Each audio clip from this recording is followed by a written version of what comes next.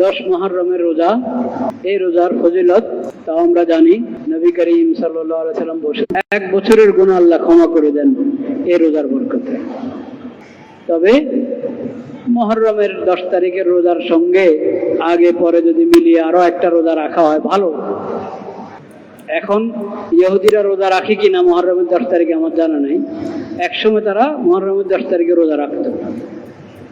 নবীজির সময় মদিনাতে যে ইহুদিরা ছিল তারা মুহররমের 10 তারিখে রোজা রাখত, কারণ মুহররমের 10 তারিখে অনেক ঐতিহাসিক ঘটনা ঘটেছে।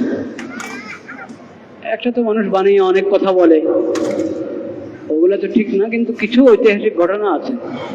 একটা হলো মুসা আলাইহিস সালামকে এবং বনি ইসরায়েলকে আল্লাহ তাআলা ফিরআউনের জুলুম থেকে, নির্যাতন থেকে রক্ষা করেছেন, এবং এই দিন ফিরআউন তার সঙ্গে আরো যত জালেম বাহিনী আছে সবাইকে আল্লাহ তাআলা সমুদ্রে ডুবিয়ে মেরেছেন।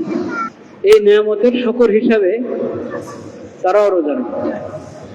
অনেক সময় মানুষ নিজের ধর্মের সামান্য কিছু ধরে রাখে, মৌলিক বিষয়ের খবর নেই, ছোট ছোট বিষয়। এখন রোজা, ওই দিনের রোজার মাধ্যমে শুকর আদায় করা, এটা একটা ছিল তাদের মধ্যে, এখনো হয়তো আছে কিনা জানি না। নবী করিম সাল্লাল্লাহু আলাইহি ওয়াসাল্লাম বলেছেন, তোমরা মুসা আলাইহিস সালামের প্রতি, তার সাহাবীদের প্রতি আল্লাহর মেহেরবানি হয়েছে, এটা শুকর আদায় করার হক আমরা বেশি রাখি। কারণ মুসা আলাইহিস সালাম তাওহীদের দ্বীনের উপরে ছিলেন, আমরা তাওহীদের দ্বীনের উপর। ইহুদিদের মধ্যে তাওহীদ আছে, শরীয়ত আছে। আল্লাহর কিতাব তাওরাতকে বিকৃত করেছে, আল্লাহর দেওয়া শরীয়তকে বিকৃত করেছে। মুসা আলাইহিস সালামের উপর আল্লাহর দয়া হয়েছে, সেই নিয়ামতের শুকর আমরা আদায় করার অধিকার রাখি বেশি। নবী করিম সাল্লাল্লাহু আলাইহি ওয়াসাল্লাম মক্কা থাকতেই আশুরার রোজা রাখতেন, কারণ আশুরার রোজার তাৎপর্য আছে। মদিনাও এসে রেখেছেন, কিন্তু ইহুদিরাও রাখে। নবী করিম সাল্লাল্লাহু আলাইহি ওয়াসাল্লাম বলেছেন তাদের সঙ্গে মিল করার দরকার, মিল থাকার দরকার নেই। তাদের সঙ্গে যদি মিল না হয় তোমরা আগে বা পরে একদিন বাড়ায় রাখো, 9, 10 বা 10 এক।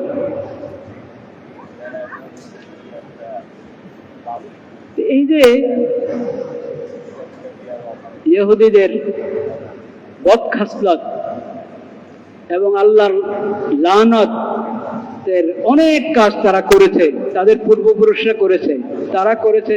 ওই জমানার মদিনার ইহুদিদের মধ্যেও ছিল, এখনো ইহুদিদের মধ্যে যা আছে এটা তো সবাই দেখছেন। এদের সাথে মিল থাকা, এটা আল্লাহর পছন্দ।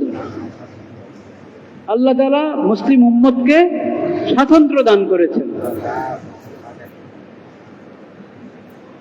তাদেরকে আল্লাহ তাআলা তাওহীদের দিন, সকল নবীর যে দিন ছিল, আখিরি নবীর সেই দিন তাওহীদের দিন, সঙ্গে আল্লাহ তাআলা এমন এক শরীয়ত দিয়ে দিয়েছেন যে শরীয়ত কিয়ামত পর্যন্ত সকলের জন্য প্রযোজ্য।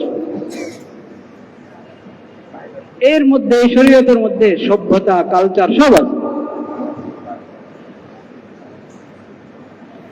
এটার মধ্যে সব বিধান আছে।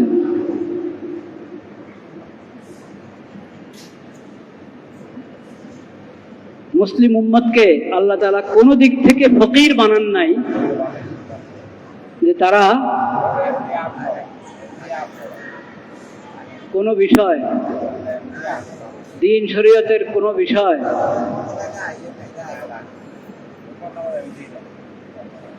কৃষ্টি কালচারের কোনো বিষয় তাদের কাছ থেকে, ইহুদিদের কাছ থেকে, খ্রিস্টানের কাছ থেকে, কোনো বিজাতীয় কারো কাছ থেকে, কোনো বিজাতি থেকে ধার নিতে হবে, এরকম কোনো কিছু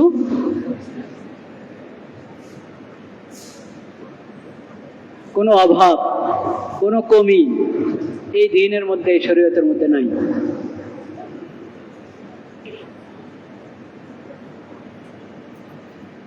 মুসলিম দেশের যে সরকাররা মনে করে যে মুসলিম উম্মতের শাসন কার্যের জন্য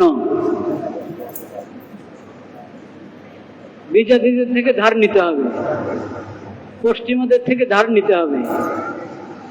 তারা ইসলাম সম্পর্কে কিচ্ছু জানে না, বা ইসলামের উপর তাদের আস্থা নেই।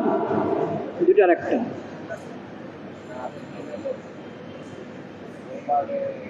আপনি আল্লাহর শুকর আদায় করবো আমরা।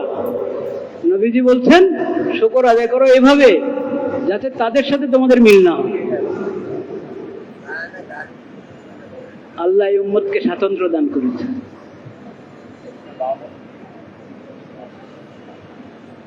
বেশভূষা বলেন, আমাদের নিজস্ব বেশভূষা আছে।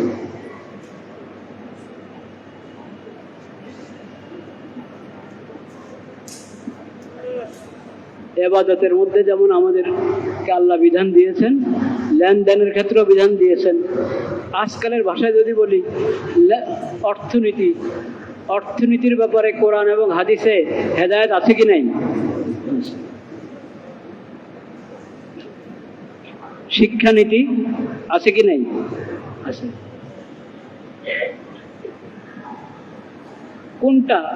কোনটা নিতে হবে অন্যদের কাছ থেকে? আমাদেরকে কোনটা নিতে হবে? মানবতার শিক্ষা নিতে হবে পশ্চিমাদের থেকে, যারা মানবতাকে জবাই করে তাদের কাছ থেকে মানবতার শিক্ষা নিতে হবে, মানবাধিকার দপ্তর করতে হবে,